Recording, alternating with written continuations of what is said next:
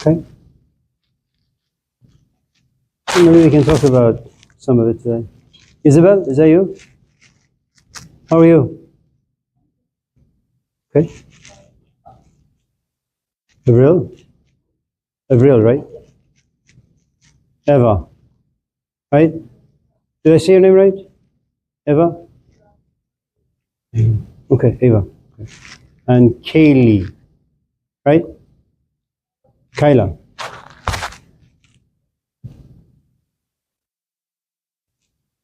That's Kendra?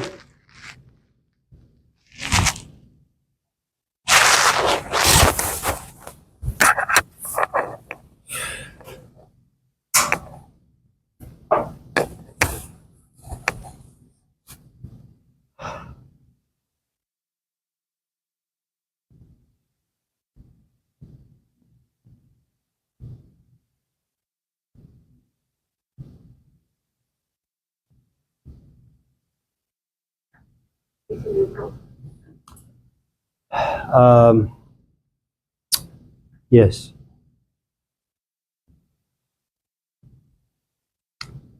Leah came to my office the other day and accidentally hit the cup. It smashed on the floor. Right, Leah? Are you tired today? You didn't sleep? Why? I was like waking up every hour. It would be really bad headache when I go to sleep. So I had alarms to wake me up at every hour so that I never went to sleep long enough to get a headache.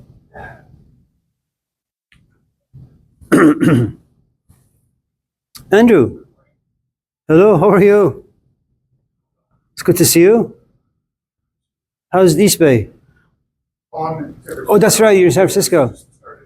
So you're doing a master's in humanities. Who are the instructors? I've got David Guzman class, Dane Johnson, Dale Johnson? Dane, Oh, Dane. and Dr. Schmidt for medievalist. Okay. Kendra, you know any of them? Classes are okay? Yeah, okay. Good for you. So you'll be done by next year. You're taking 9 units? You know, you can take some independent classes, independent studies, I think up to 6 units, one from philosophy, the other from humanities. You can do them during the summertime. Just find a useless instructor and, say some nice thing about them, flatter them, Hello, Jesse. Hi. How are you? Good, thank you. Yeah. Good for you. That's Andrew. Hi, Andrew. For those of you who are interested for more than friendship, or even friendship,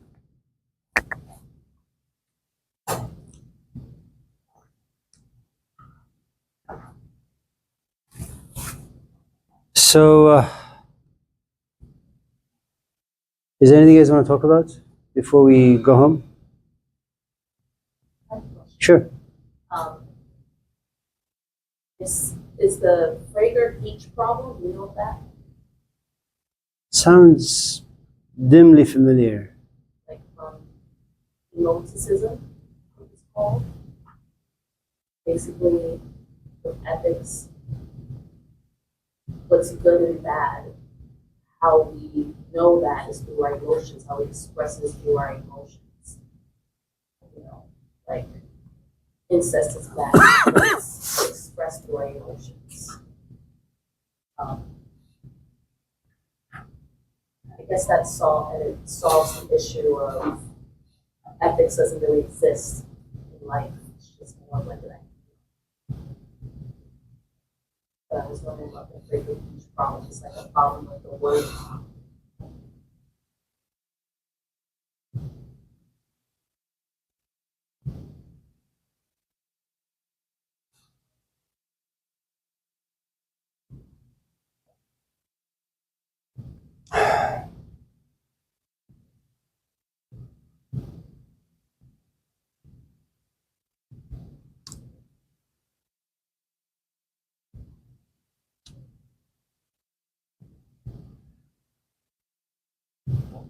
My first year here at Laney, I had a student, and one of the things that she shared with the class was that she shot her husband.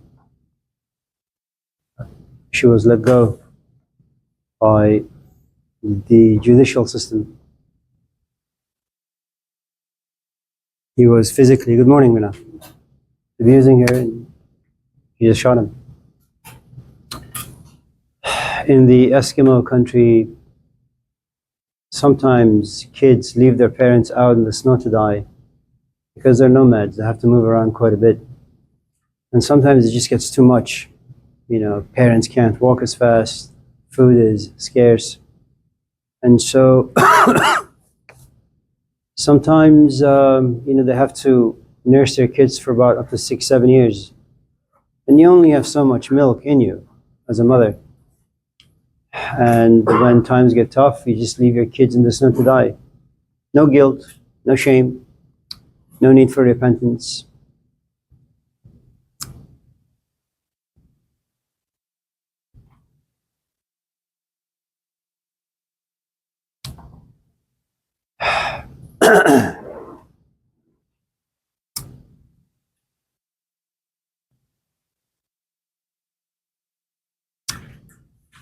I don't really know. To be honest, I don't really know what ethics is. You know, my father is 93, and we're experiencing him, morning, Rat, slipping a little. You know, we have to repeat things, and this is somewhat new for all of us.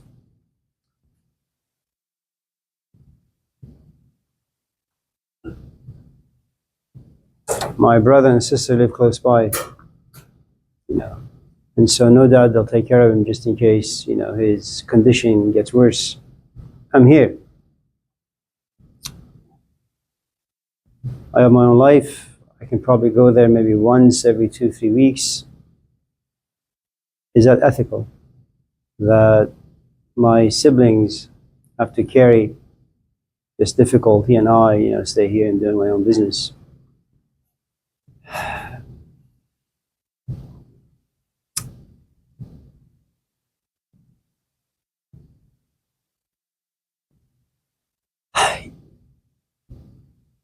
You know, the most ethical thing you could have done for the first maybe 150 years of this country was, if you're white, just marry white.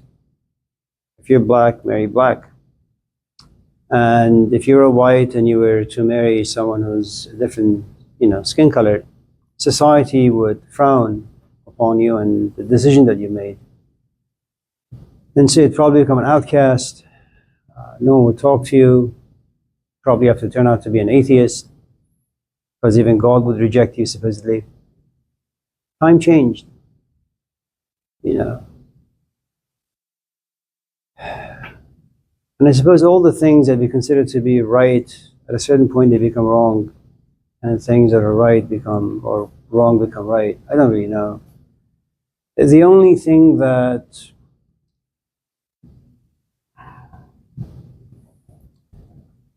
hello.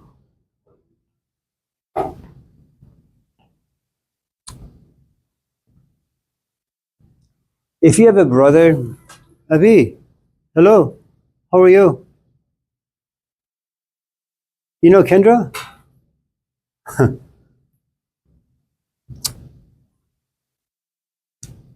You have 3 children, and they've come out with you. If you have a brother who drinks too much and smokes too much, you may love your brother, fine. But the idea of your kids hanging out with your brother, it just wouldn't fly. Not with you, not with your husband. You know, and you'll do everything in your power to sabotage the relationship that they might, you know, cultivate. Part of it is emotion, part of it is intellect. Ultimately, your intellect has to do with coming down and protecting what little safety and security you have in life. I think David Hume is right. He's a Scottish philosopher, 17th century, that we are emotional human beings, animals. We feel all sorts of things. And he called them sentiments. The guy who came after him, Immanuel Kant, had argued, no, we're not really sentimental animals. For the most part, we are rational animals. But you're talking about the 18th century, you're trying to find this, this truth that works for all of us. I don't know. Have you heard of Pavarotti? He's a singer. What's the name? Pavarotti.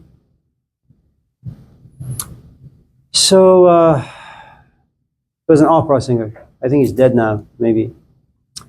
He had been married for about 40 or 50 years. And backstage, a young woman, enters to get an autograph and introduce some people to him.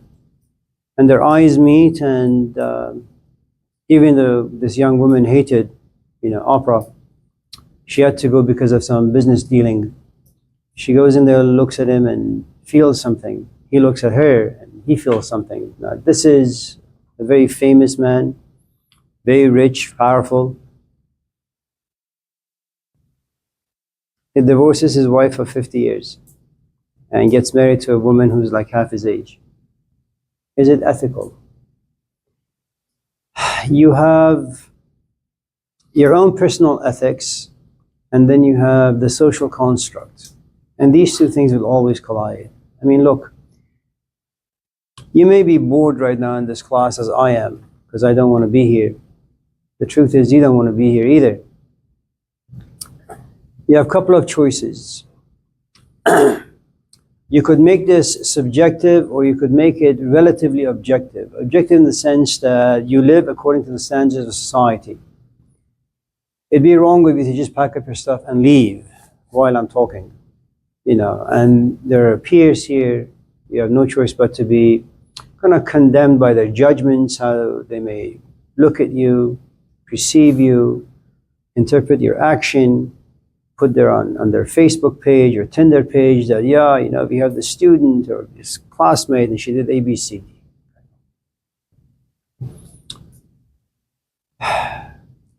So, out of keeping with the social norms, you decide to stay. But in the course of deciding to stay, what you do destroy is how you feel, which is the most ethical thing for me to do at this stage in my life. I'm no longer 18 or 19, 20, but close to be 40 or 50. I don't want to waste any more of my life. You walk out. In walking out, you also walk away from a 56-year tradition of being a student in a classroom. And I think we're all conflicted. Ask any one of us in this class who've been in long-term relationships, and we'll tell you, all of us at moments we fantasize about leaving. There are too many do's and don'ts, there are too many politics in human relationships. And there are moments where you realize that you have wings and you want to fly, you want to go out there and kind of explore life. And this is most often when it comes to Yemenis women. I've had many students who are from that part of the world. And this is when I was a bit more friendly, not right now anymore. But they used to come to my office and say, I married this guy. He came from America to Yemen. We got married. I thought he was good, but he drinks too much, smokes too much. He's never home. He just, sleeps with other people. What should I do? And so I guess the point I'm trying to make is nothing. There is another, I think, aspect of ethics that I myself, enjoy, which is the following. I don't know if your kids play piano. I don't know if you're sending them to any classes so that they can learn how to play the piano. Let's say one of your kids has a talent, and that talent is specifically about piano. They have a genius inside, some magic inside them. And, you know, money is tight, but nevertheless, you're willing to pay $100 an hour to train your kid to play the piano. The teacher says that your kid has great potential. He could in fact be the next Mozart. The only problem is he's a bit lazy. Is it ethical for you to continue to allow him to be lazy? And in the course of being lazy, his his genius gets trashed. Or is it ethical for you to spank him so that his laziness could be trashed, but his genius could blossom?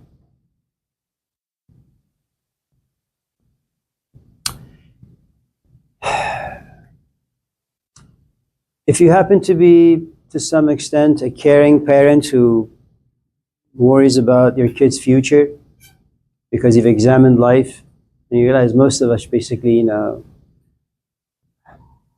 such a waste. But you have a kid whose life could not be such a waste. The question is, what are you going to do? Add to it, if you want to make this a bit more complex, the relationship you have with your child is very different than the one that your husband has. Every time you scream at your kid, your husband says, "Tasha, take it easy, what's wrong with you?"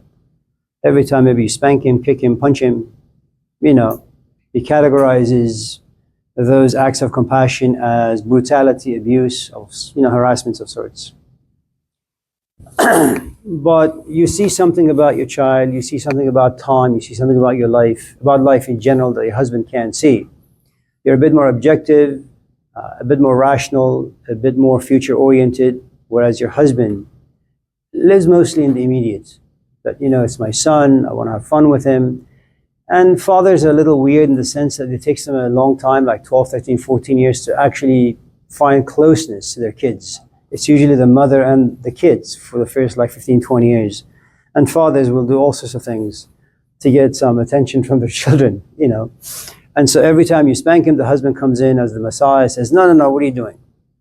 And you keep trying to tell your husband, you know, you're ruining this kid's life. You know, he's the next like John McEnroe or Bjorn Borg or Magnus Carlsen. And you keep, you know, so eventually what will happen is there'll be this conflict between you and your husband. First it was just you and your kid. Now it leaks into you and your husband. And there comes a point where you realize that your husband is like this obstacle to your son's growth. So you go to the courthouse, you get some papers, and you file for divorce.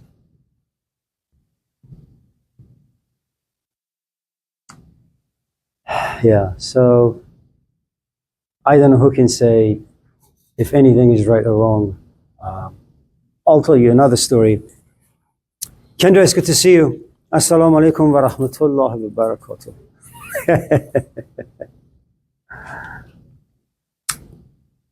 I had a conversation with my boss some days ago. Next semester is going to be pretty bad for my department. You know, they've taken all the money away, all the courses away. And so I said, listen, I don't want to teach extra classes. I just want to give them to part-timers, you know. You were once a part-timer. I'm not here for me. I'm here for other people. You know, they have kids, they have a life, they have rent, mortgage, car payments, health, you know. And here's the thing about Peralta or any school system, college system. You need 3 classes to be eligible, or maybe 2 these days, to be eligible for healthcare. You know, if you only have 1 class, you pay about, I don't know, $2,000, $3,000 for health insurance. If you have 2 classes, you only pay $600. It's a huge difference. And I say to this person, listen, you were once a part-time instructor. You know how it is, begging for classes. Yeah, but we just can't hand out classes. We can't just hand out money. I said, you were once a part-time instructor. She doesn't remember. So, well, forget part-time. You became a full-time instructor. You know how it is. You guys have power up on the 7th and 8th floors. You can kind of, there's a lot of wiggle room. Do it. No. It's like set in stone. Which Not really.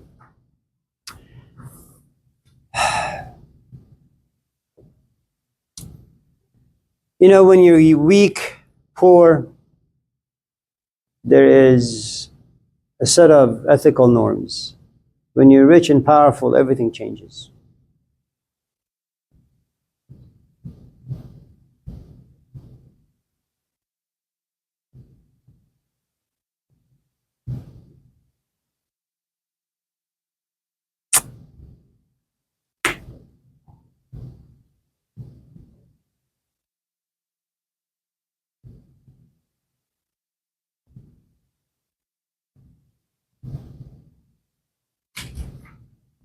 Yeah. Do we still have certain ideas and feelings and I'm sorry, can you speak louder? would we still have certain ideas and feelings and concepts if we didn't have the language to express them the way that they are?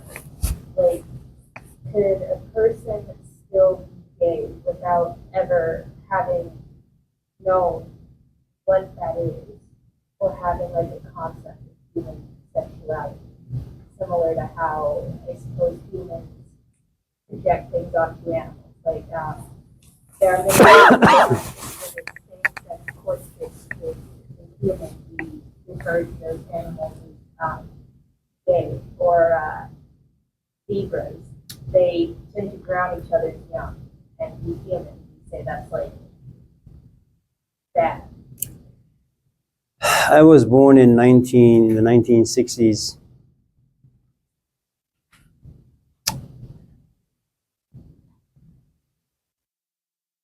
We didn't have a word for gay, trans, homosexual. There was no they, them, their, where's, ours, theirs, nothing. When my kids were very, very young, one day they come home and say, Mom, Dad, yeah? What do you want? Am I a he or a them? What the hell? You know, things that never existed in this culture, or if they did, behind closed doors, in closets somewhere. Now it's mass consumption, you know. And a word is a concept, and then you sell it. And by that I mean you kind of just speak it here and you speak it there, and it becomes part of the dictionary. And then you create an emotional relationship with that particular word. And then just in case that word creates doubts about identity, about meaning. And we know one of the problems with people like, I don't know, Socrates or Jesus Christ or any of these saviors. You know what it is, Leah? They introduce you and I to a different language, or maybe a different world. I mean, the Jews were fine going to the synagogue every Saturday, worshipping the Talmud.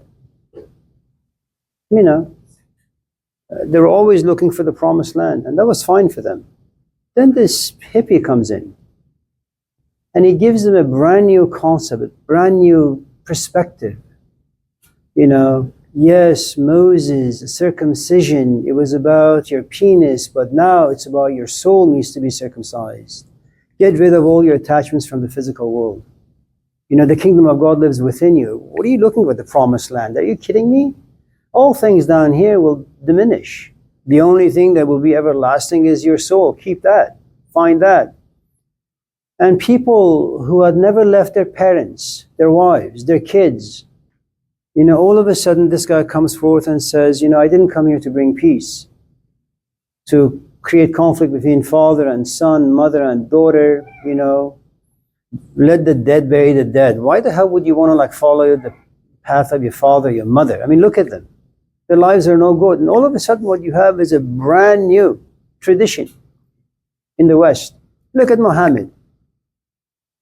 For all these years in the desert, people just believe, you know, you were born, then you die, then you become part of the natural world.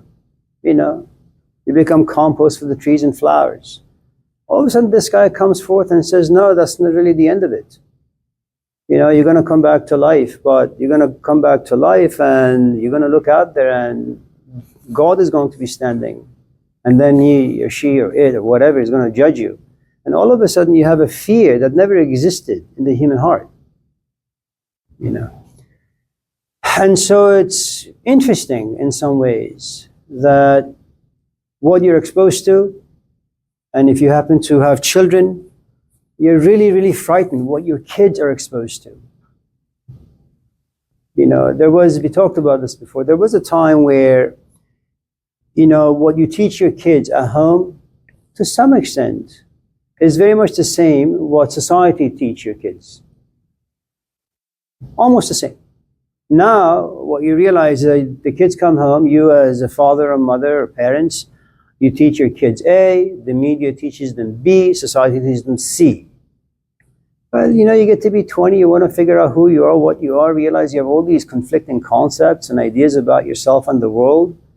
And, you know, we're not the sort of animals. I'm not Galileo. I'm not Martin Luther around the 15th century. I'm not Jesus Christ. I'm not a curious type. The only thing I want in my life, for my life, I mean, Myrna, you know, she's a mother, right? What is it that parents want for the kids? Stability. You know, the idea that, you know, I want to be free-spirited, Mom. I want to exercise curiosity. I want to explore. Yeah, that may be great, you know. But the mother has to sit back and watch her son slowly take the path of ruin. What joy is that? The point ultimately I'm trying to make, Leah, is you got to go on this diet. Everything out there is just bad.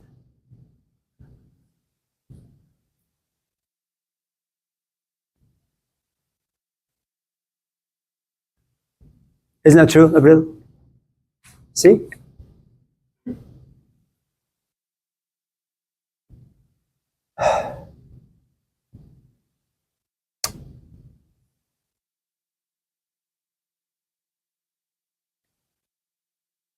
Andrew? Anything? Yes, yes. You said, you know, you got to go on this diet. Everything out there is bad, but like when you go on a diet, you also find the good. So there is some good to be found. So if I was to give you an example, I would say the following.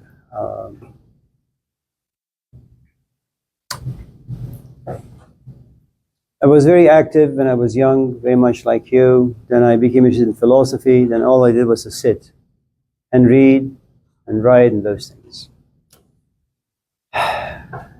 And you know, you like fatty food. You like food like ice cream, and candies and chips and sandwiches with lots of mayonnaise and all that. Round table pizza, extra sauce, veggie gourmet. Then you realize that something about it is not functioning well. And you take yourself to the doctor and say, well, you know, your arteries are clogged. Let's do a triple bypass. So you get your chest open, they fix you up, the doctor comes in and says, listen, stay away from anything and everything that's fatty, oily, no ice cream, no pizza, you know, no bread, no this, no that.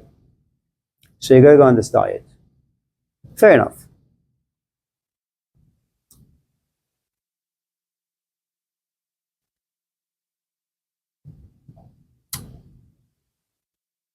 All the things that give your tongue, your brain, your body pleasure has now been taken away.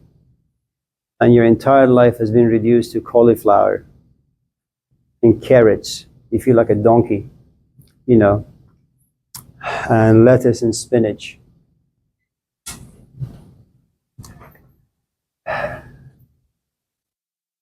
You drink your coffee black, no cream, no milk, no sugar. You got to exercise every day for about 45 minutes to an hour.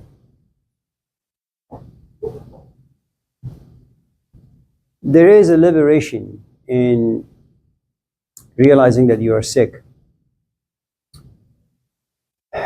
that if you want to continue living, you got to do certain things.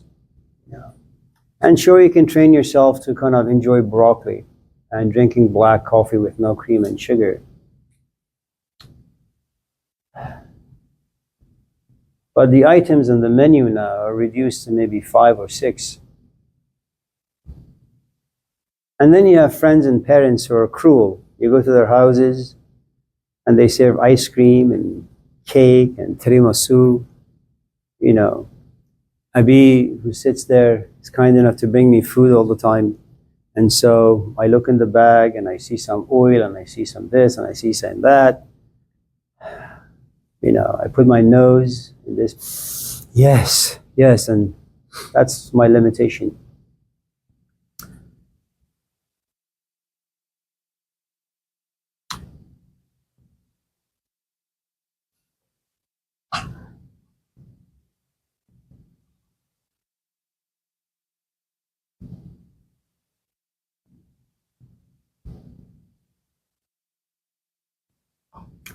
Yeah.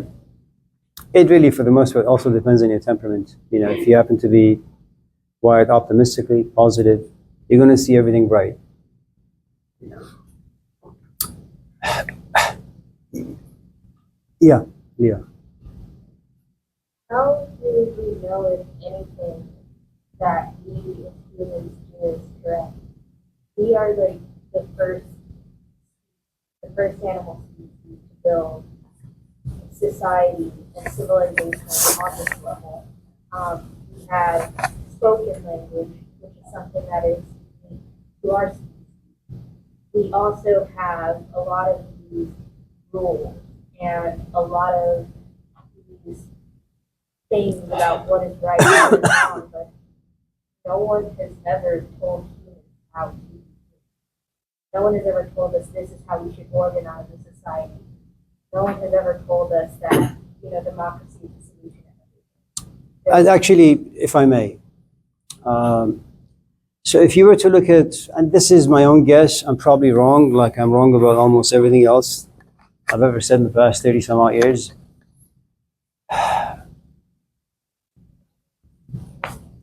You come down here naked and your organism says, you know, no clothes, tough, heat, cold, animals. And all of a sudden your own physical body tells you the right and the wrong, the good and the bad. So you pursue a path that brings some physical comfort, you know.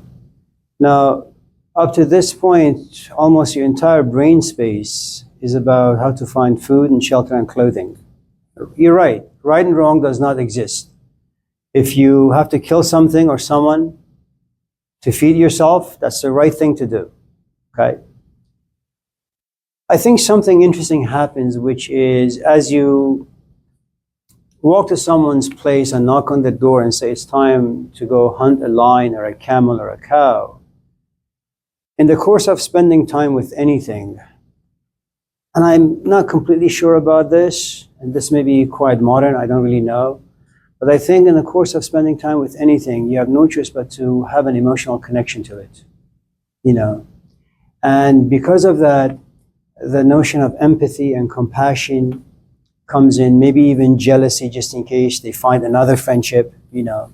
So we have all these brand new emotions all of a sudden springing forth from places. And then you realize there are 2, 3, 4, 5 people who live in your community. Well, the truth is, if you want to house 5 or 6 or 7 people, there are certain do's and don'ts. You know, that's number one. Number two is this. So for the longest time in our history, people would die probably at the age of maybe 25, then it went up to 27, then maybe to 30, then 40, 45. But then maybe nature figured out something. Leah said, you know, these people get married, they have kids, and they die at the age of like 40. It's not the right way to do business, because at your 40 you have a wealth of wisdom inside you. It's a time where you're supposed to share what you know with other people. And I don't know if it's an act of God, or if it's biology, psychology, if it's medicine, if it's the food that we eat. All of a sudden, grandparents were created. And who are grandparents? I mean, these are people who are old. They really don't have the energy to run with you on the soccer field. But what they do have that the other members of society don't have is lived experience. And so when they see someone out there, whether it's a friend or a foe, doing something inappropriate that could ruin their future, they kind of come down like Jesus Christ. And they begin to give lessons. There is, I think, another aspect of this that's all of us really.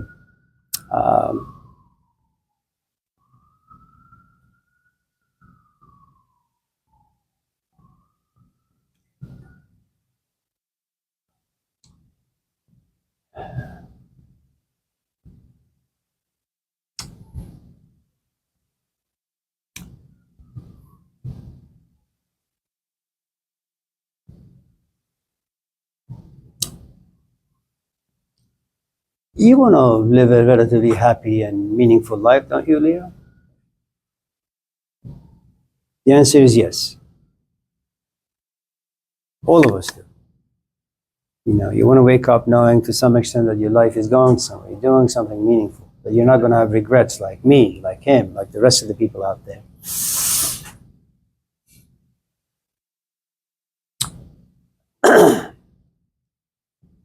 There is a shortcut and there is a long cut.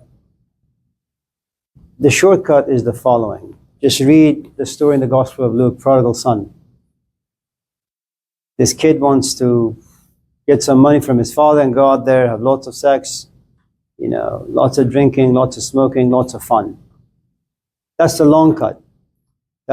You frustrate your parents to such an extent where your father says, you know what? I'm just tired of looking at you, talking to you, and hearing from you. Just get lost. And the son goes away. 5, 10, 15, 20, 40, 50 years. The book doesn't tell us exactly how long it takes for this kid to understand. But the kid goes away. Loses everything. The most important thing, time, youth, vitality, energy, and comes back to his father and says, you were right and I'm wrong. Okay. The shortcut is the following. You have a son. He says, I want to get $50,000 from you. I want to go out there and just have sex and this and that. Okay. The father sits him down and says, son, if you pursue that particular path, it's going to lead to your ruin.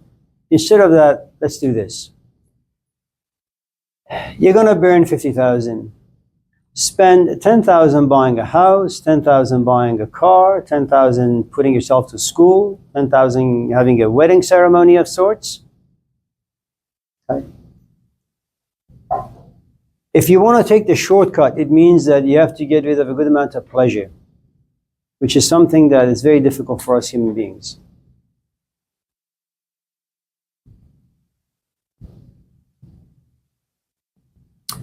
Let's do something different. Imagine I like you, Leah, and imagine you like me. And say, one day I call you and say, Leah, it's spring break, my family is coming over, we're going to have some food. If you're not busy, come on over.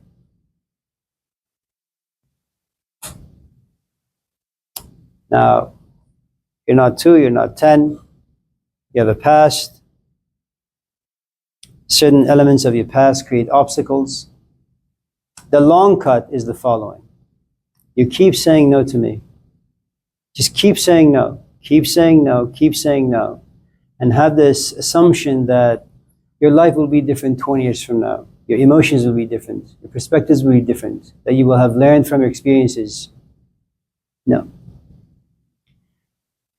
These obstacles have roots. The roots will only get deeper and thicker. And then you get to be 70, maybe 60. At a certain point, like the rest of us, you're going to sit back and say, damn, if I had done this 10 years ago, 20 years ago, that's the long cut. The shortcut is this. You say no to me, I drive to your house, by force pick you up. Of course, you can't do that because, SPCA and ICE and cops and all that. I drag you to my house. You're forced to interact with other people again and again and again and again. And in 6 months' time, something interesting is going to happen. You want to come to the house all the time. You want to see my parents all the time. You want to interact with people all the time. That's the shortcut. The problem with the shortcut, too much sacrifice and too much abuse.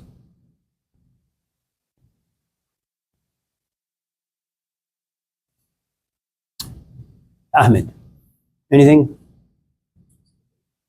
Come on, man, you've been here for half hour. Eva, I'm sorry, Andrew, you're next.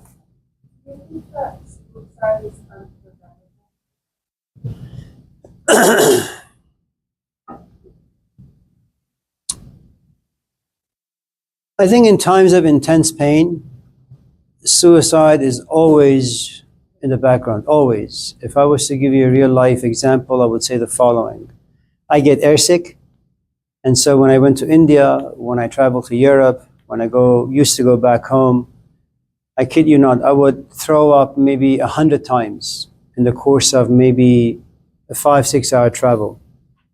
The problem is, after a certain while, your stomach is empty. There is nothing that comes out except air. And it gets to a point where you feel as if your organs are going to come out of your mouth. And I can tell you that, at least for me, when it comes to a certain point, I pray for the aeroplane to explode. And I don't care about the passengers. I just want to die. Suicide is about people who are unhappy. Now, there's a thing about unhappiness that you need to understand. All of us in this class have had moments of unhappiness. Chronic unhappiness that leads to despair and then leads to your intellect coming down, trying to figure things out, only to realize that you're getting more frustrated, more agitated, okay? And there comes a point where your intellect just shuts down. As a Messiah, it comes down. I mean, consider, for example, I don't know if you've ever read the Gospel of Judas.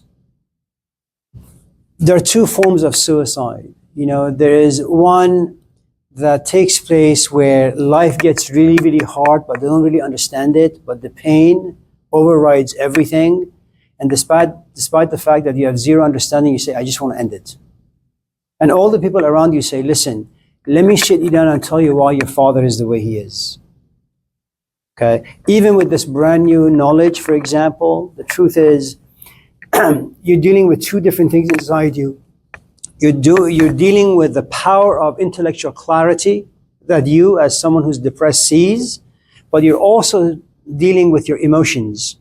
And emotions, by far, are always profoundly more powerful than your intellect. Okay? If you want someone to like you, Ava, don't talk to him about Noam Chomsky. Unless you can do it in a very animated, passionate way. Okay? The emotions are the key. Then there is another kind of suicide, which is someone like Socrates, someone like Malcolm X, someone like Jesus Christ, someone like Muhammad. And what you have in regards to these people is they understand life. And they understand that most of the things in life are not worth pursuing. You know? And in fact, about 90% of life is a lie, but it's a lie that you have to live. This class is a lie. The grade is a lie. Your assignments are a lie. The fact that you raise your hand and you assume you understand what you're asking is a lie. The fact that you nod your head saying, I understand, that is also a lie. Everything is a lie. But it's a game that you and I need to play to survive. Okay? And there comes a point where you say, let's say you win the lottery. You say, you know what? School has nothing to offer me. Unless you have found your passion, and then you take specific classes and not for a grade. Okay. So someone like Jesus Christ or Socrates, they walk towards their suicide, towards their end willingly, because nothing can be gained by staying down here any longer. It's no different than coming to realize that yes, you've tried, fixing your companion who's an alcoholic or an addict of sorts, and you've been at it for the past 15 years. There comes a point where you say, you know what? It doesn't matter anymore. I don't care about the hope. I don't care about my companion. All I know is that for the past 15 years I've tried, and for the past 15 years I've failed. I'm walking away. Okay. The other thing you need to understand about unhappiness, now suicide is in two branches, is that unhappiness is something all of us have no choice but to experience. And it's about close to about 95% of life is unhappiness. Okay? In other words, there's a desire. Desire gives you hope. Okay? And you want to get what you have prayed or desired for a long time. You make a journey, you get it, you play with it, it loses its meaning. And you go back to the starting point, another desire. And this happens over and over and over again. It's the groundhog, if you've seen the movie with Bill Murray, or the story of Sisyphus. Not syphilis, Sisyphus. A guy who does the same thing over and over and over and over again. Okay? And there's a reason why he does the same thing over and over again. He was condemned to live that life because he feared death. Now, you can look at death metaphorically, you can look at it literally. Let me tell you what the metaphorical perspective is. Imagine you like a guy. Okay, Eva? And this is not the first guy you liked. And you're like a 30-year-old woman. And in the past, like, let's say, your adult life since 18 and up, you've been with 20 guys. How did every single one of these relationships start and how did it end? Well, you go somewhere, you're minding your own business, someone talks to you, the tone of the voice, maybe their scent, maybe their ideas, but something about them attracted you to them. That creates desire. Okay. You keep thinking about it or interacting with this person, this desire blossoms. And then you say, you know, I really want this guy. There comes a point where the want turns into a need. There's a difference between the want and the need. The need has emotional components that the want doesn't have. So you pursue them. You stalk them. You text them, you call them. Then you sleep with them. Then there comes a point where you realize that, well, you don't really have very many things to talk about with him anymore. He's not really that interesting. And there comes a point, and let's say you usually have more power in these relationships. Okay? You can only walk away if you have power. And by power, I also mean that you've tried, you've failed, abuse comes to a point where you have a lot of hostility and anger. That's a great amount of power. You walk away. Okay? And you walk away realizing that this guy or this relationship has nothing to offer you anymore. Name me one aspect of life that you can touch that will not eventually turn to dust. And the answer is nothing. Everything under the sun will eventually disappoint you. Everything will. My father's 93. You know why they came here? My father left this country at the age of 50. Not me. I left when I was 11. And when you leave your country at the age of 50, you're leaving your land behind, people behind, history behind, culture behind, siblings behind, relatives behind, friends behind, right? For me. And now my father is sick. Where am I? I have my own life. I'm not going to sacrifice my life for him. He's a 93-year-old man. He's lived his life. He deserves to die. My life, it needs to be protected. Am I going to sacrifice my life the way he sacrificed his life for me? The answer is no.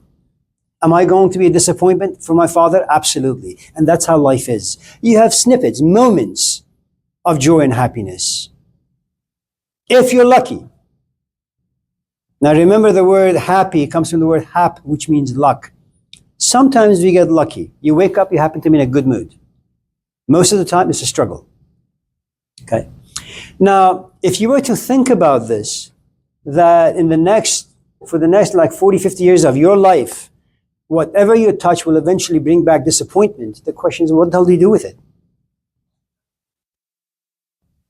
The only reason why you and I can survive this thing called life, not to think about it, not to reflect on it. In fact, Socrates was wrong. The examined life is not worth living. But the unexamined, oh, it's beautiful.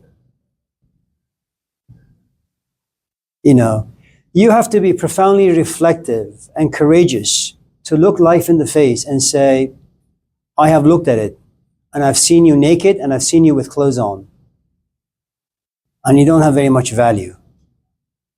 You know, you find only a few people throughout human history who dare to challenge life like that. The rest of us know. I mean, there is this book by Hermann Hesse. It's called Siddhartha. It's a beautiful book. For those of you in this class who have never seen the book or read the book, my recommendation is get the book on Audible, you know, on audio, and listen to it like 1,000 times. And there is this scene, and you know, Hesse himself is a troubled man. Anyone who writes a book like that is an intense introvert, confused, lost, looking for an answer, curious, passionate. You know, someone like Immanuel Kant from the 18th century will never be able to write a book like that. This is a man who feels. Hermann Hesse, 3 marriages gone bad, you know. So you're talking about a man who's really emotionally unstable. But this instability creates a genius inside him. You know, it's pain that puts you in touch with wisdom and insight. And so there is a scene in the book where Siddhartha looks at life and says, everything is a lie. My eyes lie to me. My fingertips lie to me. My tongue lies to me. My own intellect lies to me. There is nothing out there that's honest. Now, going back to your question about suicide, and I say that first because happiness is snippets here and there. Okay.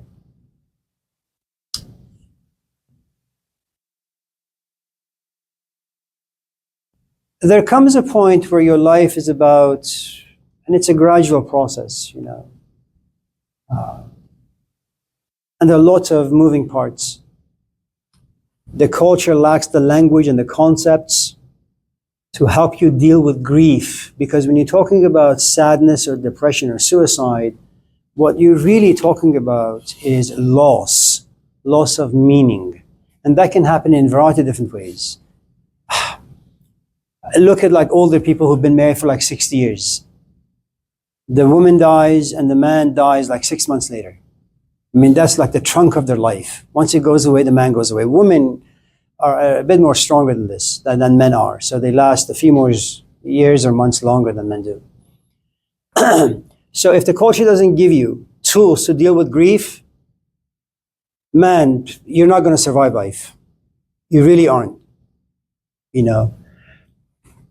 And all these how-tos, you know, therapy sessions and medication, they're not going to do much good.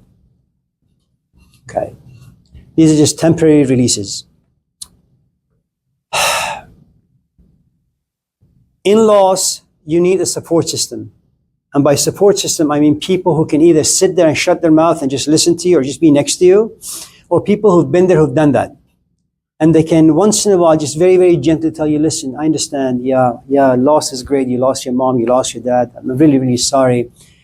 But just wait. You know, this frozen sea of ice called sadness, it'll thaw. Just wait. You know.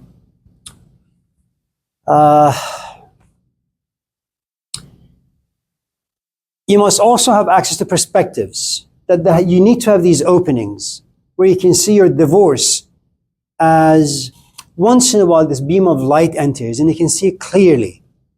And then the door shut, then you move back into darkness. Then it opens, and you see light. You know, there comes a point though where you're in darkness for about 20 hours and you have light for about a minute, and then the door shuts. The more darkness there is, the roots of despair grows deeper and deeper and deeper. Once it gets to the stage of chronic depression,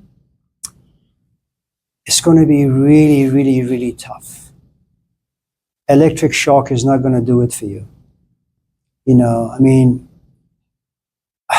and we're not yet, you know, evolved enough medically, technologically to just go inside someone's brain, figure out where exactly the memory parts are, just cut them out and have this person just forget that particular experience that led to trauma. The thing you need to know also about traumatic experiences, there could be positive, there could be negative. You know, Socrates, an encounter with the Socrates, that's a traumatic experience. But if you hang out with Socrates long enough, you'll be a philosopher. And by that, I mean a lover of wisdom. First, you will fall in love. And if you've ever fell in love, not Leah, but Ava, what you will find about love is that, man, it just won't leave you alone. No rest, no sleep, no food, no laughter. Everything good about your life will disappear except the thing that you fall in love with. And then wisdom. It's not information you can't find in books. You can't find in the classroom. Wisdom is the world of Sophia, the world of Aphrodite. We don't know what that is. It's agape, it's philautia, which means that you have this horse or this donkey dangling before you, this carrot, i.e. wisdom, and you keep running after it, and you will never get to it. Some people are lucky, and they will be handed wisdom. Some people, no. So just because something has been categorized as a traumatic experience and a loss, a great loss, it doesn't mean it's negative. It just means that if you have the right support system, the right language, the right concepts, the right support system, that darkness can lead to light. But when it comes to suicide, it means that this person has tried so many different paths. You just don't wake up after an experience saying, you know what, I think I just want to end my life. It doesn't work that way. That's not the way our organism has been wired. The most important thing to you, Ava, is your existence. The moment pain gets to be too much, you say, you know what? Just don't want to do pain anymore. And if all of my life is 99.9% pain, just want to get rid of both, pain and life itself. And it's something you can see in cancer patients. There comes a point where, me as your husband will say to you after like 50 years of marriage, Ava, I love you, love my kids, but listen, I wake up with pain. I live out my life in pain and I sleep in pain. It's too much. And then I stop taking pills, I stop taking food. 2 weeks later, I lose 50 pounds, and 3 weeks later, I die. And that's what Dr. Kevorkian did. For those who may not know. He would go visit cancer patients, and despite the fact that it was illegal, he says, listen, the amount of pain that people go through who have cancer, it's not worth their life. Let me just end it. Let's be compassionate, let's be kind. When you realize that the life is not going anywhere and it's filled with pain, just end it. Here's the problem with pain though. Pain is like alcohol, it gets you drunk, and you can't see straight. And very much like me, on the plane, you say, I want the plane to explode.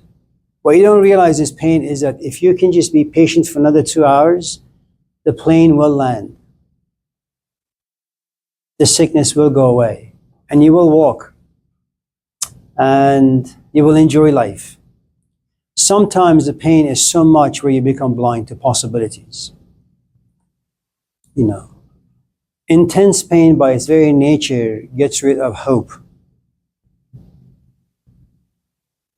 So some suicides are good. Many of them are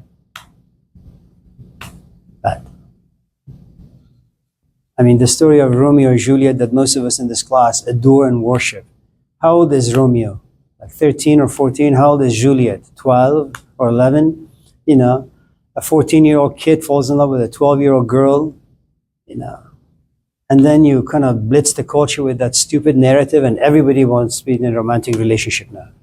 And, you make people feel as if love is something that's worth dying for, especially love for another human being. They're going to grow pimples and, smells like shit and all that.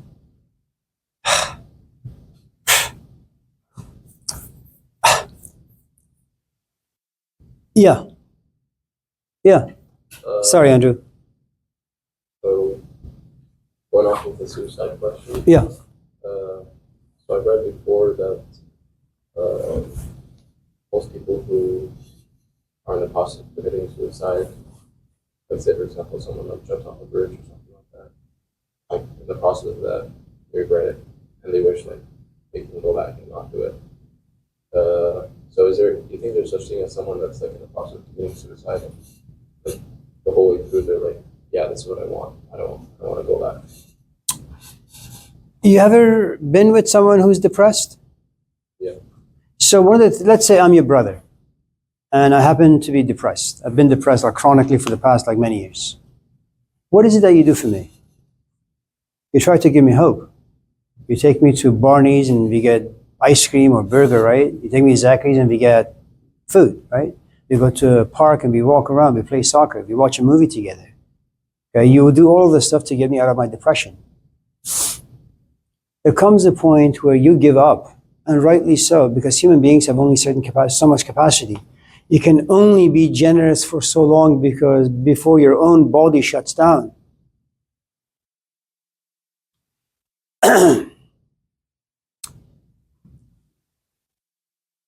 Unless you're talking about someone who was a flatliner and then they were brought back to life. And they said, and then they have been alchemized, like changed. They've gone through electric shock, they've gone through like many years of therapy, they've done the right medication, and then they sit back and say, you know what, I was depressed for 20 years, but because of your help, I'm healthy now. I'm so glad I didn't end my life. Those cases are extremely rare. And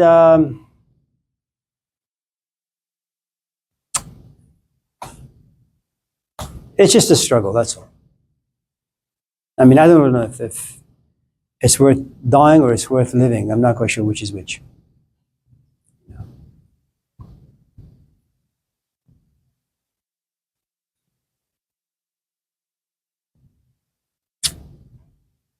The suicide rate in my country is really, really high. No job, no hope, no money, no school. Young people have wings, man. They want to fly. But when you have an oppressed, social environment where kids can't go anywhere, do anything, what happens? I mean, look at this class. Look at the people. Some of them look pathetic and sad. Why? This class is uninteresting, uninspiring. What else do you expect?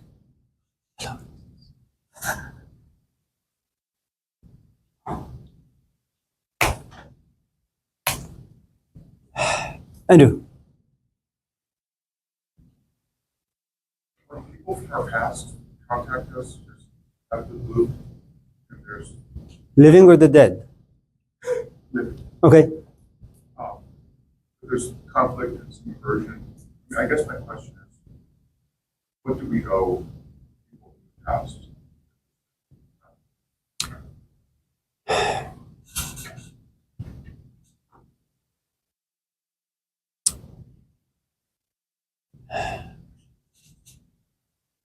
It really depends on your stage in life.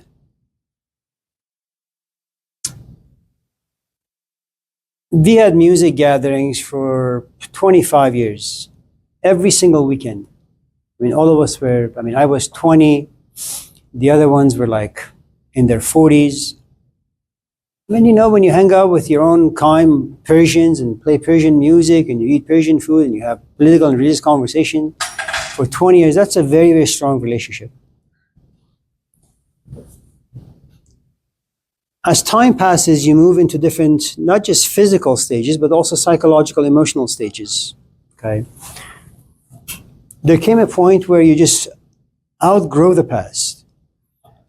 Sometimes my friends from the past call me. I never return their calls. I have no need to talk to them. I find that as long as I hear their voice, as long as I know they're still alive. If, for example, someone calls and says, your friend so-and-so died, I probably wouldn't travel to go be at their funeral. I spend my time there. The point I'm trying to make, it really depends on how self-sufficient you've become and also how much you've outgrown the element of guilt. If you know what you want to do with the rest of your time, you owe nobody anything. The only people that you owe things to, your family. That's it. Your grandparents, your brother, sister, and your mom and dad. Those are the only people you owe your time and your energy to. The rest of the people, fuck them. I think in friendships there is a window. And when two people walk through these windows, they have very many things in common. But this commonality comes at a certain point, at a certain stage, a certain point, people have a tendency of just moving away and doing what fits them, So, like, I don't know, 3 weeks ago, I got an email from a student. I don't even remember the student. Long email. Oh, Amir, I've missed you. It's been like 10 years. What's going on? How you been? Say, who the hell is this? By the way, I was wondering if I come visit you, and I also want to sit in your class. Just delete the email. No idea who this person is. Now, is it possible that time have passed and they realize this was an interesting class, possibly, that they want to come back because they're now at a different stage in life, they have a different set of ears and eyes and, things they can listen to and understand? Maybe, and I say to myself, well, if they're interested enough, they can figure out where I am, what class I teach in, they can come and pay me a visit. And maybe I look at their faces, I remember her or him, I think the ultimate task really is, look, you're going to school, hopefully you'll get a job, hopefully you'll have the talent to save some money, hopefully you'll buy a house that fits your budget. And the moment you can buy a house, as long as you can pay the monthly mortgage, property tax, the insurance, you're not going to have a landlord, except the banks, of course, and the mortgage company, who can evict you. You're your own boss. Your ability to continue to pay the mortgage will eventually, after 20 years, 25 years, and if you're really, really smart, you make extra payments, because you don't want to pay extra interest and, you just want to own things outright. You realize this is your home. You don't owe anybody anything. I think that's what we want in life. You read books, and I think Nietzsche, for the most part, was right, the philosopher, 19th century. You don't read a book because, of ideas. You read a book because you're competing with God. You read a book because you don't want to go to a therapist's office to figure out right from wrong. You read a book because you want wisdom. You're jealous of what God has. You want it. You want to be self-sufficient. You want to be your own best friend. And that's what someone like, that stupid guy, what's his name? He's really, really stupid. Nietzsche, that's right. Be your own best friend. And someone like Nietzsche he can say that. He sits in his room and writes. He doesn't do research except researching his own interior. If you have a friendship like that with yourself, that your intellect, is this fertile ground where ideas and imagination just really spring forth, you don't need anyone. If on the other hand, you're someone like me, desperate for someone to knock on the door and YouTube and this and that, well, shit. I owe everyone all sorts of things. Whenever they call me, there's like a bone. I'm a dog, So if you're able to kind of be on this path towards self-sufficiency, and it could be you're just in love with fixing bikes. You go to some junkyard and you get different parts, you saw them, you weld them, and you spend the next 10 hours of your life inside your garage and you put this beautiful thing together. Man, that's a gift. It's a proficiency. Our good friend Alexis there, she is pregnant. In a couple of weeks, this thing is going to come out.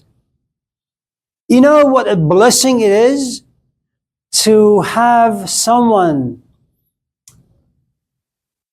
force you to devote your attention every single minute of the day. You're just there. That's the altar that you worship. Motherhood, it's beautiful. And the nice thing, or maybe it's also a curse, that you worry about this thing. You worry about your kids. Even if they're not around you anymore, you worry about them. Are they smoking? Are they drinking? Are they doing schoolwork? Is the marriage okay? How are they raising their kids? Are they okay financially? They never leave you alone. Fathers, they're different sort of animals. So the more self-sufficient you are, the less you need people. One problem.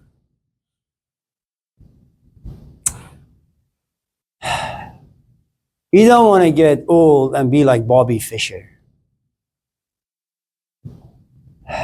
You want to make sure you spend quality time with your companion and especially your kids and relatives. Not because you love him. You got to be smart in that. Because you know that nursing homes in America suck. And because you prefer your son to wipe your ass as opposed to some stranger. And instead of giving $10,000 of your money to some facility, you can give that to your kids so they can buy a car or a house or give it, grandkids. So, yeah. The other aspect of your question is this. Listen, if you have crossed certain lines, if you have transgressed, if you've caused pain and hurt, and this guy or this person has called you after like 10 years, the truth is you still feel crappy about what you did. And if you still feel crappy, it means that you haven't fully understood your actions. And I think the truth is, if you have understood why you did what you did, you don't owe anybody anything. Even if you have committed great crimes. Understanding is the element that baptizes you. It's like, you spank your kid and his innocence shows tears and you feel really, really bad and he holds your hand and he says, Dad, it's okay, let's go have some ice cream. And it may be that your kid has forgiven you, doesn't even think about it anymore. You, on the other hand, as you're walking, you keep kind of just punishing yourself for being so stupid, not understanding, well, damn it, this is only a 2-year-old. It's brand new, doesn't know A from B. What are you doing? So if you really want to kind of walk away from something, the forgiveness of another is not going to help you. Your ability to understand, that'll help you walk away cleanly.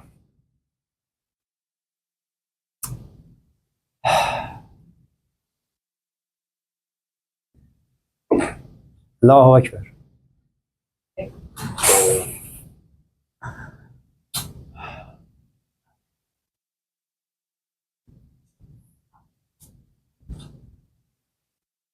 I was going to shave last night. Not you, me. No, I'm about it. Yeah. I mean, mine is much better than yours, but I just didn't give a shit. It's good. That's how depression starts. Stop giving a shit.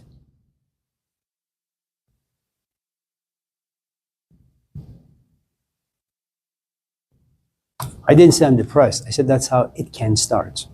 There's a difference. Yeah. Maybe you had better things to do. I was just exhausted, man.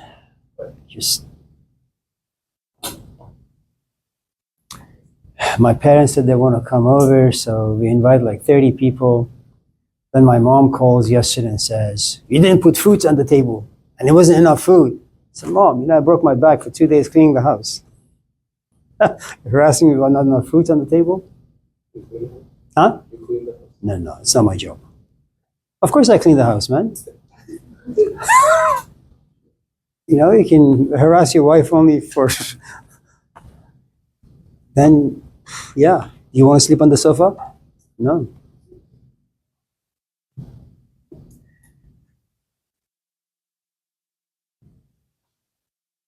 Do you want her to put like poison in food? No. Do you want to go home and have it feel like freezer? No. So when she says wash the bathroom, yeah. And to make her happy, you kind of just lick the bowl. See, it's extra clean now. You're not married, are you? Anyway. That's what you got to do. Lick the toilet bowl. Abi, anything?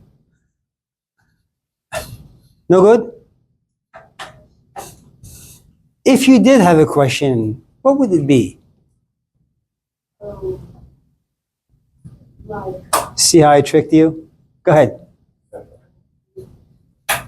The what?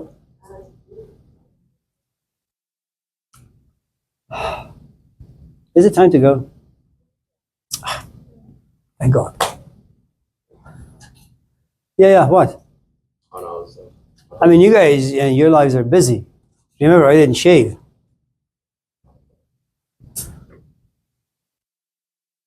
What was the book you recommended on Audible?